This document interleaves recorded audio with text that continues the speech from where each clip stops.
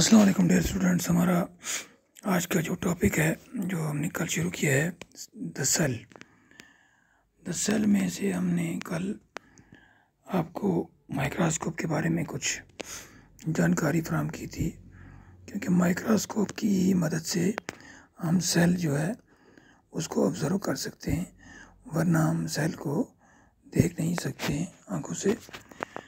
तो आज हम सेल स्ट्रक्चर के बारे में डिस्कस करेंगे।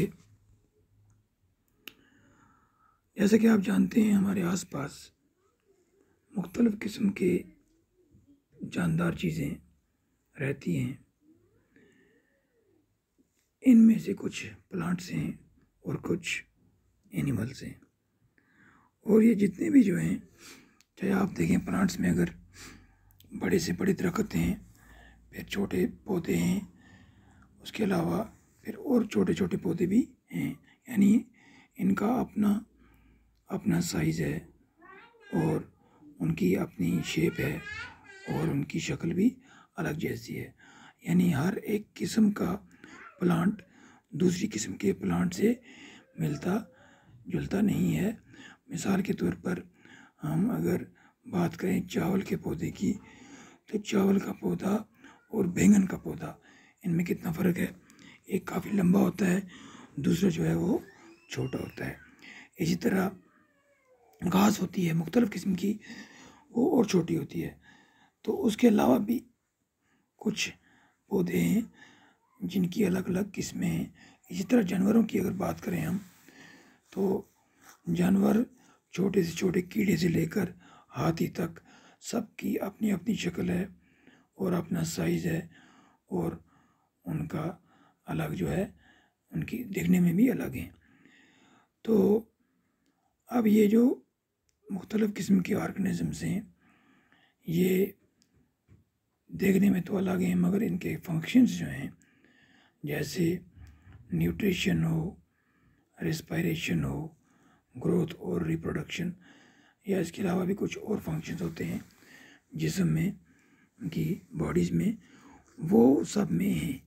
यानी ये जो सिस्टम्स हैं, न्यूट्रिशन सभी करते हैं, रेस्पिरेशन सभी करते हैं, ग्रोथ सब की होती है, और इसी तरह रिप्रोडक्शन भी सबकी होती है। तो कहने का मतलब ये है कि ये जो जितने भी लिविंग ऑर्गेनिजम्स हैं, चाहे इनमें कितने भी फ़र्क क्यों ना हो, मगर कुछ इनमें सिमिलरिटीज़ हैं। और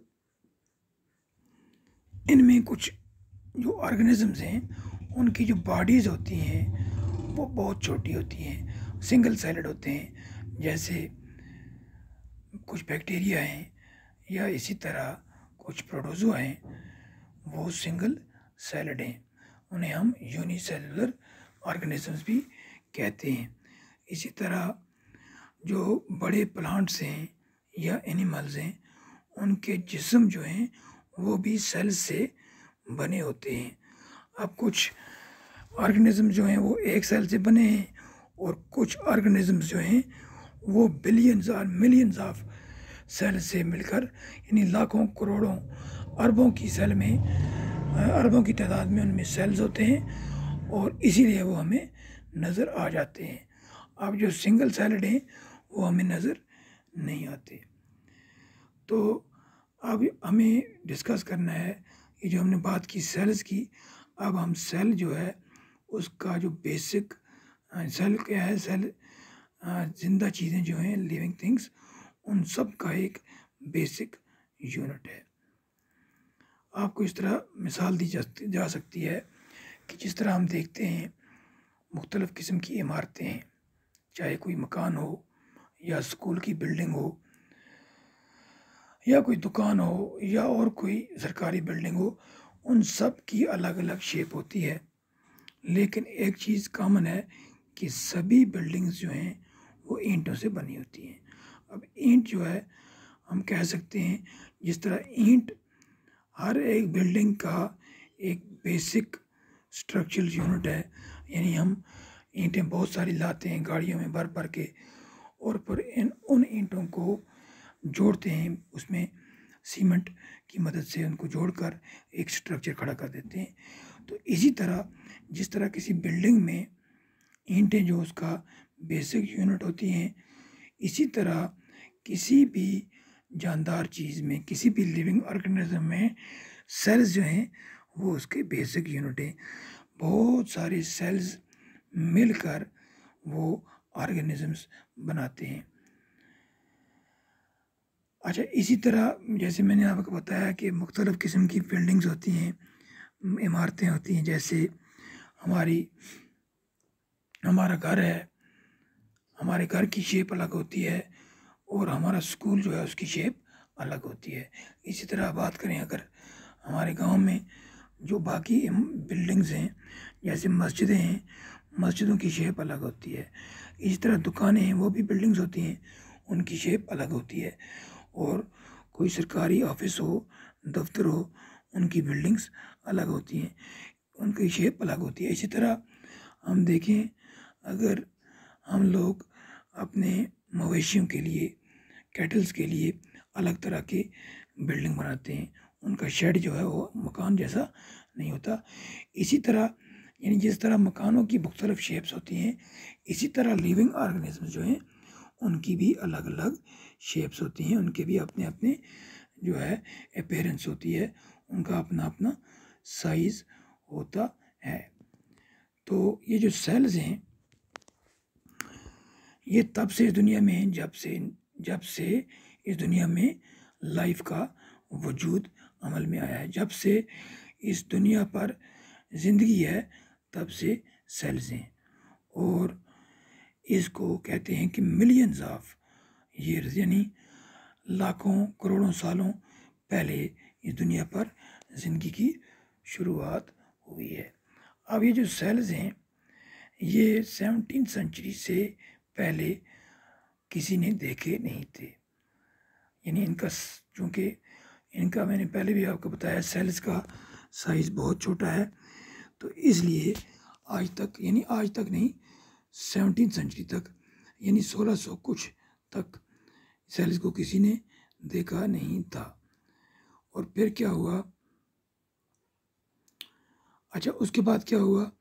उसके बाद जब मैग्नीफाइंग लेंसेज या ग्लासेस या माइक्रोस्कोप्स जब बननी शुरू हुई, उसके बाद ये सेल्स जो हैं देखे जाने लगे। फिर इन पर डिफरेंट मतलब साइंटिस्ट जो हैं उन्होंने इनको ऑब्जर्व करना शुरू किया और इन पर रिसर्च शुरू की।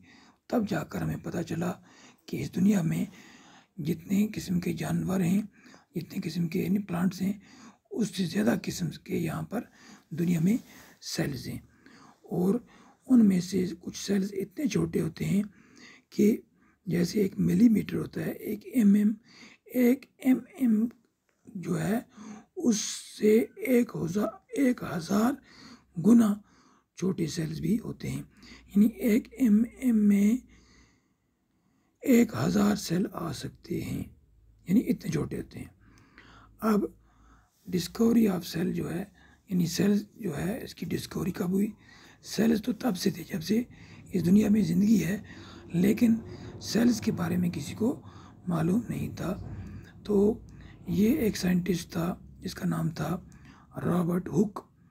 वो एक इंग्लिश साइंटिस्ट था, इंग्लैंड में पैदा हुआ था। उसने 1665 में क्या किया? डिस्कवर किया सेल को, और उसी ने सेल का नाम भी दिया है। तो जो रॉबर्ट हुक था उसने अपनी एक माइक्रोस्कोप बनाई और उस माइक्रोस्कोप की मदद से उसने कॉर्क पर अपना मतलब ऑब्जर्व करना शुरू किया। तो चूँकि कॉर्क जो है वो बाहर से तो नज़र आता है, लेकिन जब उसने माइक्रोस्कोप में कॉर्क को ऑब्जर्व किया तो उसने देखा कि उसमें वो बॉक्स लाइक कंपार्टमेंट्स, जिस तरह एक बॉक्स होता है जिसकी 6 साइड होते हैं, 3 डायमेंशनल स्ट्रक्चर होता है उसका। तो इसी तरह उसने देखा कि जिस तरह बॉक्स जो हैं रखे हुए हों एक जगह पर अलग अलग आपस में मिलाकर, इसी तरह का एक स्ट्रक्चर था। या जिस तरह इसका शहद की मक्खियों का एक छत्ता होता है, आपने देखा होगा, अगर उसमें छोटे छोटे कंपार्टमेंट्स होते हैं, वो आपस में जुड़े होते हैं। तो इसी तरह उसने वहाँ पर ऑब्ज़र्व किया, और ये जो अलग अलग कंपार्टमेंट्स थे, इन कंपार्टमेंट्स को उसने नाम दिया सेल्स का। तो फिर उसके बाद उसने अपना ये जो मतलब ऑब्जर्वेशन की, देखा उसने, फिर इसको उसने जो रॉयल सोसाइटी ऑफ साइंटिस्ट थी लंदन में, उसमें जाकर आपने ये तजुर्बात वगैरह अपनी ऑब्जर्वेशंस पेश की।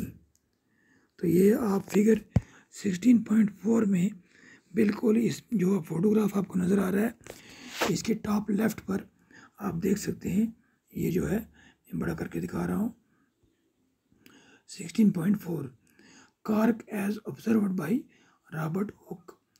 यानी इसने ये, आप देखें कॉर्क में ये छोटे छोटे आपको नज़र आ रहे हैं ब्लैक कलर के, ये बॉक्स लाइक स्ट्रक्चर्स या रेक्टेंगुलर स्ट्रक्चर्स नज़र आते हैं। ये उसने देखे अलग अलग कंपार्टमेंट्स, किस में देखे थे उसने, कॉर्क में, और इन्हीं को उसने नाम दिया था सेल्स का। और उसके बाद जितने भी किस्म के सेल्स थे, जितने भी किस्म के डिफरेंट टाइप्स ऑफ ऑर्गेनिजम्स के जो बेसिक स्ट्रक्चर्स थे, बेसिक यूनिट थे, उनको फिर सबका नाम सेल पड़ गया। अब मगर सेल जो हैं उनकी अपनी अपनी किस्में हैं, और इसके बाद जो है वो इंशाल्लाह हम कल डिस्कस करेंगे। That is enough for today.